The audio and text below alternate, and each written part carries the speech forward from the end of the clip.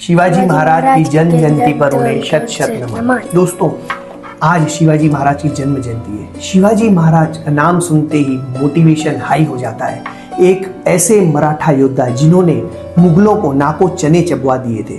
औरंगजेब, उनका जब नाम सुनता था तो औरंगजेब के पैर थर थर कांपते थे। शिवाजी महाराज भारतीय काल के एक ऐसे योद्धा हुए जिन्हें जन्मों जन्म तक याद रखा जाएगा। शिवाजी महाराज का जन्म 19 फरवरी 1630 को हुआ था। उनकी माता का नाम जीजाबाई था। पिता का नाम शिवाजी भोसले था।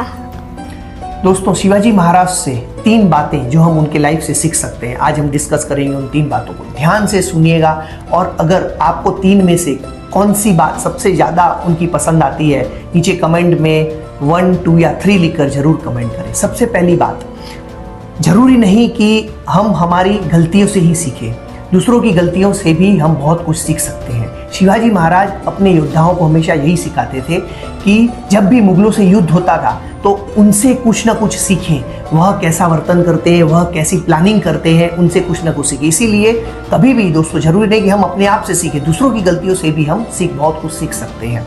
दूसरी बात, जब हमने दृढ़ निश्चय कर लिया हो तो पहाड़ भी मिट्टी का ढेर लगता है। शिवाजी महाराज में एक सबसे विशेष बात थी अटलता। अगर वह किसी चीज का दृढ़ निश्चय कर लेते थे तो उसके बाद वह उस कार्य को पूरा करके ही छोड़ते थे।